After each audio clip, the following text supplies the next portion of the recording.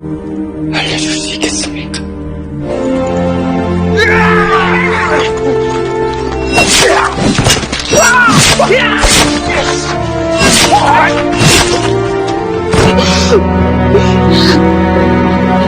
Hai Sobat Cinggu, jumpa lagi dengan Blossom Official 19. Semoga Sobat sukses selalu. Episode 21 cerita kelanjutan dari episode 1 ya guys, dimana ada tahanan yang sedang dipenjara dan diinterogasi oleh seorang petugas kerajaan. 내 말을 더 알아듣는 분, 저는 미친 게 아니야. Tahanannya sudah berambut putih. Kemudian dia berdiri dan berbalik badan. Dan guys, ternyata dia adalah Riang Em ya. Kemudian Riang Em menceritakan semuanya kepada petugas kerajaan tentang Lee Jang-yun. 이장현에 대한 이야기를 해드리죠. Dan Riang Em bertanya kepada petugas apa yang terjadi kepada Lee Jang-yun. 이장현이 어찌되었는지. Karena Riang Em memang tidak tahu apa-apa semenjak kejadian itu. Riang Em sendiri sampai sekarang tidak tahu kalau Lee Jang-yun apakah dia masih hidup atau tidak. 알려줄 수 있겠습니까? Riang Em hanya selalu memanggil nama-nama Lee Jang-yun, Lee Jang-yun. Adegan berpindah ke raja. Raja mendengar kalau ada rumor tentang mendiang putra mahkota diracun. 세자가 독사를 당해. Raja tidak ingin rumor itu tersebar kemanapun dan memerintahkan ketua Jangchul untuk menangkap dan memberantas pengkhianat itu. 당장 그들을 잡아들이지 않고 뭐하고 계시오? Raja mulai berani lagi karena King sudah pergi. Tapi Raja punya rencana supaya ketua Jangchul yang menangkapnya, karena kalau ketua Jangchul tidak mau menangkap pengkhianat itu, Raja mengancam akan membongkar kejahatan yang dilakukan ayah ketua Jangchul waktu dulu. 해서 그대가 순무사를 맡아 그자들을 적발해 주었으면 해. 나는 무고죄로 죽은 너의 아비를 다시 죽이고. Dan nama baiknya akan hancur dan ketua Jangchul akan menjadi pelayan di mata murid-muridnya. 다시 노비가 된 네 모습을 보여줄 셈인가? Karena ancaman itu, ketua Jangchul menjadi berubah. Ketua Jangchul ketua dari penasihat raja dan para ulama.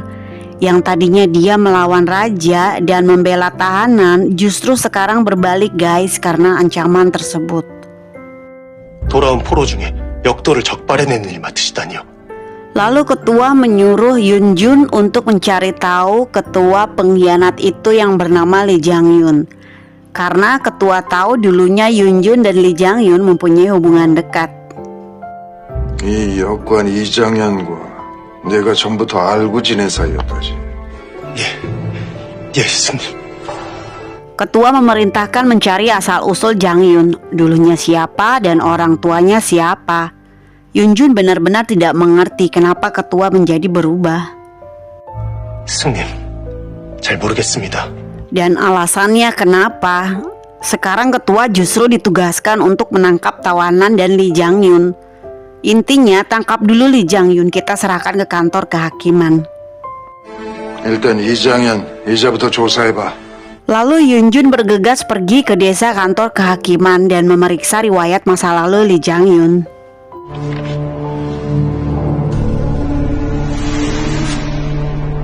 Di sana Yunjun menemukan kalau Jang-yun adalah seorang budak pemerintahan Eunsan. Jang-yun ditemukan pada saat kecil dan Jang-yun tidak mempunyai keluarga. 은산관하공로 현. Di buku itu nama aslinya bukan Lee tapi Hyun. Dan Yunjun curiga kalau Jang-yun adalah putra dari ketua Jangchul karena mereka memiliki marga yang sama. Setelah kembali, Yunjun melapor kepada ketua Jangchul kalau Jang-yun dulu seorang gelandangan dan diangkat menjadi seorang budak dari pemerintahan Eunsan. 이장현이 본시 은산관하 공로였다 합니다. Tidak diketahui siapa orang tuanya, tapi Yunjun tidak melapor kalau nama anak ketua Jangchul dan Jang-yun namanya sama, Hyun. 부모에 대한 기록은 찾지 못했사옵니다. Tetapi Yunjun tiba-tiba bertanya, kalau boleh tahu bagaimana putra Anda, telah tiada. 주제넘사오나 아드님이 어쩌다 돌아가게 됐는지. Ketua menceritakan kalau putranya tidak selamat karena ditangkap para komplotan bandit. 화적에게 당했다. 아들은 그렇게 잃었으나 Pada saat kami menemukannya, tubuhnya sudah terbakar sehingga kami tidak bisa lagi mengenalinya. Tapi kalian adalah murid-muridku, sudah kuanggap putraku sendiri. 난 너희들을 아들로 생각한다. Setelah berbicara dengan Yunjun, Ketua Jangchul membuka sebuah buku, di mana buku itu buku yang berisi tentang Jangyun, kakaknya, dan pelayannya. Seperti buku sebuah kenangan milik Jangyun waktu kecil.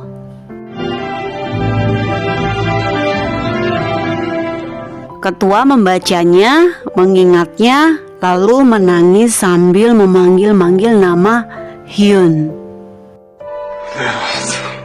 Dan ternyata Yunjun melihat Ketua menangis. Setelah Ketua pergi, Yunjun penasaran dan ingin melihat isi buku itu. Lalu Yunjun mengambilnya dan melihat isi buku itu. Di dalam buku itu ada 3 orang bocah yang sedang bersama. Dan ada nama Hyun dan Ryang-eum juga. Yunjun semakin curiga. Lalu Yunjun menemui Jangyun. 여기까지는 어쩐 일이오? Yunjun bertanya kepada Lee Jangyun, siapa nama asli kamu dan kamu dapat dari mana margamu menjadi Lee? 하면 본래 이름은 뭐였어? 왜 성을 이가로 했어? Jangyun terkejut Yunjun mengetahui hal itu. Dan Jangyun menjawab, karena negara Joseon didirikan oleh yang bernama Lee. Aku ingin hidup menjadi orang bernama Lee, sambil tersenyum. 이 나라 이시 조선에서 이시 성을 가진 잡놈을 한번 살아보려고. Aku juga tidak menyukaimu. Kamu tidak menyenangkan. Tapi aku tahu kamu bukan orang yang jahat. 나도 네가 싫지만은 않았어. 나쁜 놈이 아닌 건 알아. Tenang saja, orang lusuh ini akan hilang dari pandanganmu selamanya. Jadi jangan khawatir. 이젠 이 달고 다른 잡놈은 영영 멀어질 테니. Lalu Jangyun pergi. Adegan berpindah ke raja. Sungnim dan tawanan lainnya telah ditangkap karena laporan orang lain yang tidak bertanggung jawab. 소인은 그간 우심정에 술을 데웠는데 Mereka dituduh lagi karena telah melakukan upacara penghormatan kepada musuh kita, yaitu mendiang Tuan Putri Mahkota. 강적의 죄도 올렸느냐? Karena Tuan Putri Mahkota dianggap berkhianat, jadi siapapun yang melakukan upacara untuk mendiang Tuan Putri akan menjadi pengkhianat juga dan akan dihukum. 강적을 추모하는 자들 역시 역적이오니 Lalu Ketua Jangchul sendiri yang mengeluarkan hukumannya. Lalu Yongrang, adiknya Jangyun, memberitahukan kepada Jangyun kalau Sungnim dan tawanan lainnya sudah ditangkap karena pengkhianatan. 전하께서 포로들을 역적으로 의심해서 Karena telah dituduh membuat upacara mendiang putra mahkota dan putri, dan yang memimpin penangkapan adalah Ketua Jangchul. 장철이란 사람을 순무사로 세우고 토벌단을 꾸렸다고 합니다. Jangyun kaget mendengar hal itu dan khawatir kepada Sungnim dan tawanan lainnya. Jangyun berkata, orang yang tidak kuinginkan bertemu lagi seumur hidup aku. 죽더라도 2번 다시. Dan guys, ternyata ingatan Jangyun sudah pulih. Jangyun mengetahui masa lalunya. Dan kalau Ketua Jangchul itu adalah ayahnya. Lalu Jangyun mengirimkan surat ke Ketua Jangchul kalau Jangyun ingin bertemu secara rahasia. 역도의 수계가 서한을 보내왔습니다. 스님을 은밀히 뵙고자 합니다. Kemudian Jangyun datang ke tempat kediaman Ketua Jangchul. Jangyun masuk dan Ketua berkata, apakah kamu pemimpin para pengkhianat? 자네가 역도들을 이끄는 자인가? Mereka bukan pengkhianat. Mereka hanya mengadakan upacara sebagai bentuk balas kebaikan saja. 그자들은 그저 술을 한 잔 올려줄 뿐입니다. Apakah laporan yang Anda terima itu benar? Berita tentang pengkhianatan semuanya menjadi sangat berharga. Itu adalah untuk melindungi negara kita. 영모에 관한 한 그 어떤 고변도 Lalu Jang Yun mengatakan, seperti yang ayahmu lakukan dulu di tahun Gichuk yang telah membuat laporan palsu. 기축년 어르신의 아버님처럼 말입니까? Ketua terkejut mendengar hal itu. Dari mana Jang Yun bisa tahu masalah itu, padahal hanya dia saja yang tahu. 뭐야? 내 놈의 정체가 무엇이냐? Lalu ketua bertanya, siapa kamu? Kamu adalah orang yang membeli gelar bangsawan palsu, yang berarti nama kamu juga palsu. 공명첩으로 사족이 되었다고. 내 놈 이름도 거짓일 테고. Apakah kamu ingin tahu siapa nama asliku? Sebenarnya nama asli aku adalah Hyun, dan nama keluargaku adalah Jang. 본 이름은 현이요. 성장입니다. Ayah, ini aku Hyun, putramu. Ketua terkejut dan berkata, kamu bukan putraku. Putraku sudah tidak ada. 내 아들은 예전에 Apakah ayah masih mengira aku tidak selamat dan terbakar karena para perampok itu? 가족들이 지른 불에 다 죽은 줄 아셨습니까? Ketua semakin bingung dan kaget. Lalu Jang Yun membuka topi dan berkata, lihatlah baik-baik aku, ayah. 보십시오. Lalu ketua Jang mendekatinya dengan pelan-pelan dan memandangi Jang Yun. Dan ketua percaya dan berkata, kamu memang benar-benar Hyun. Kamu masih sama waktu masih kecil dulu. 어린 현이 모습이 그대로. Lalu ketua memeluk Jang Yun dan menangis, guys. 어쩌니? Jang Yun meminta kepada ayahnya, tolong lepaskan mereka, ayah. 아버지, 포로들을 살려주십시오. Mereka bukan pengkhianat. Mereka akan hidup seolah-olah mereka sudah tiada. Seperti ayah melenyapkan Samdo pelayanku dulu. 그래서 삼도도 죽이셨습니까? Ayah melenyapkannya karena ayah telah mengira seorang pelayan menyentuh majikannya. 아버지가 삼도를 주인을 겁간한 종님 취급하여 때려 죽이고 Dan ayah telah membuat kakakku pergi jauh menyeberangi lautan es untuk suatu tugas. Nah, ayah lakukan itu agar tidak menjadi penghalang untuk masa depanmu. 네 앞날에 오점이 되지 않기 위해서. Lalu Jang Yun marah dan berkata, aku tidak tahan sama ayah. Aku benci dan membenci ayah. 아닙니다. 아버지가 원망스러웠습니다. Dan ketua hanya bisa menangis terus. Hyun, ayah tidak bisa kehilangan kamu lagi. Lepaskan saja para pengkhianat itu. Ayah, aku sangat menyukai ayah dan mengagumi ayah. Tapi karena ayah tiba-tiba melenyapkan Samdo, aku jadi membenci ayah. 저는 아버지를 참으로 좋아했습니다. Apakah aku berharga buat ayah? Kalau memang aku berharga buat ayah, aku mohon lepaskan mereka. 포로들을 살려주십시오. Kali ini aku akan benar-benar hancur jika ayah tidak melepaskan orang-orang yang kusayang. Dan Jang Yun pergi, guys. 아버지가 소중히 여기는 것을 Adegan berpindah ke Sungnim. Sungnim melarikan diri beserta tawanan lainnya dari tempat eksekusi. Sungnim meminta untuk memisahkan diri supaya kalian tidak tertangkap. 애민애들 데리고 가라. 같이 가요. 그럼. Sungnim mencoba untuk mengalihkan supaya tawanan yang lainnya bisa kabur dan selamat.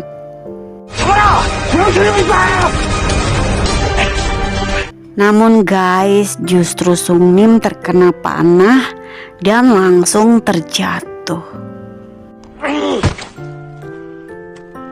Dan Sungnim langsung tidak sadarkan diri. Ya guys, Sungnimnya tidak selamat. Sedangkan yang lainnya selamat. Kemudian mereka berlari ke rumah Gilce dan memberitahukan ke Jangyun. 말해. 그냥 누군. Jangyun terkejut dan sedih. Lalu Jangyun memerintahkan ke yang lainnya untuk segera berangkat ke desa Nyungguri. Begitupun dengan Gilce. 능군이 가 있어요. Jangyun meminta izin ke Gilce untuk membantu menyelesaikan urusannya dulu. Nanti aku menyusul. 누구 기다릴 테니. Gilce berkata, aku akan menjaga mereka. Mereka sangat berarti untukmu, sampai kamu mempertaruhkan hidup kamu untuk mereka. 제가 잘 지켜낼게요. 서방님이 목숨 걸고 살린 사람들이니. Tapi kamu harus menepati janjimu untuk menyusul dan datang kembali kepadaku. 약속 꼭 지키셔야 돼요. Jangyun tersenyum, tidak mau membuat Gilce khawatir. 근데 주인이 여기 있는데 종놈이 어찌 멋대로 죽겠습니까? Tentu saja Nyonya, aku ada di sini. Bagaimana mungkin hambamu ini akan mati tanpa izinmu? Gilce hanya bisa sedih dan pergi sambil melihat Jangyun.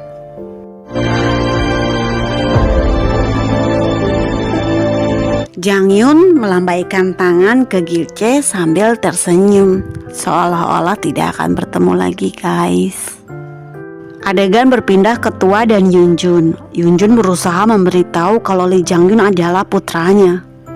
이장현 그자에 대해 알아보았는데 Dan Ketua berkata aku sudah tahu, dan Ketua menceritakan kehidupannya dulu kepada Yunjun.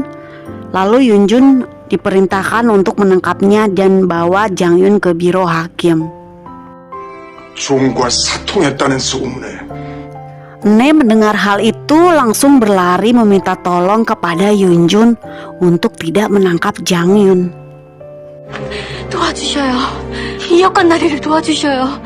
Tapi Yunjun hanya bisa menjalankan tugasnya. 일단 주포한 연후에 시시비비를 가리겠습니다. Dan Yunjun pergi bergegas beserta orang suruhan raja dan petugas lainnya untuk menangkap Jangyun. Adegan berpindah ke Riang Em. Riang Em mengganti pakaiannya. Kemudian Jangyun datang dan Riang Em berkata ke Lee Jangyun, tolong pergilah dari sini. 여긴 왜 왔어? 어서 가. Tolong pergilah kak, kamu dalam bahaya. Aku tidak bisa melihatmu tidak hidup lagi, jadi aku mohon pergilah. Aku akan menghentikan mereka. 나 그 꼴은 못 봐. 아니? Riang Em berkata itu sambil menangis. Lalu Jangyun memukul belakang Riang Em sehingga Riang Em pingsan. Kemudian Jangyun menempatkan Riang Em di tempat yang aman. Lalu Jangyun berkata, kamu harus tetap hidup. 나는 너 대신 죽어도 넌 그러면 안 돼. Lalu Jangyun pergi bersama tawanan lainnya. Dan Jangyun berhadapan dengan Yunjun dan petugas lainnya guys, yang segitu banyaknya. 순순히 투항하면 근부에서 시시비비를 가려. Adegan berpindah ke Gilce. Gilce dan tawanan lainnya telah sampai di desa Nyungguri. 여기에요. 능군리에요. Dan Gilce bertemu dengan para tetua yang masih hidup di sana. Mereka bahagia bertemu kembali dengan Gilce dan mereka memeluk Gilce. Mereka semuanya di sana disambut dengan bahagia. 애썼다. 욕 봤어. Sedangkan Jangyun guys, Jangyun masih melawan petugas. Ini ada di adegan episode 1 ya, dimana Jangyun sedang di tepi pantai yang sudah kelelahan melawan banyaknya prajurit dengan baju bersimpah darah.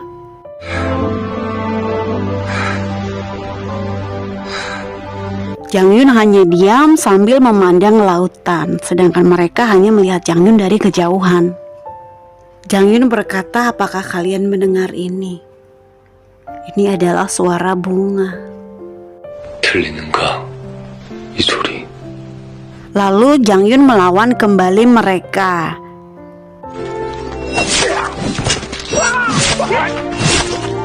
Jang Yun terus melawan mereka guys, tanpa rasa takut.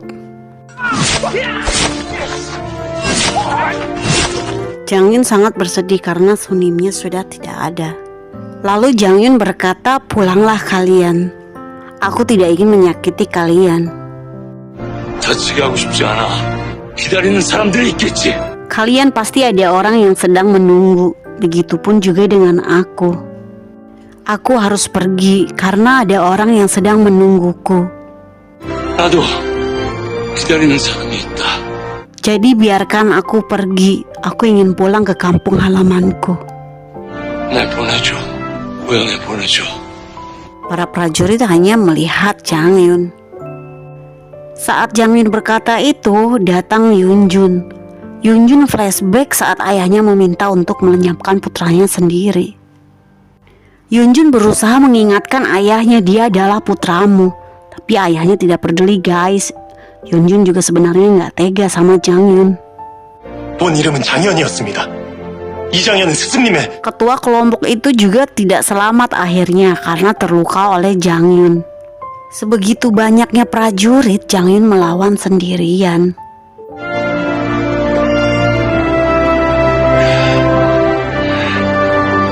Namun pada saat Jang Yun sudah kelelahan dan tidak berdaya lagi, kemudian Jang Yun mencoba untuk pergi. Dan tiba-tiba pasukan yang bersama Yun Jun memanahnya guys.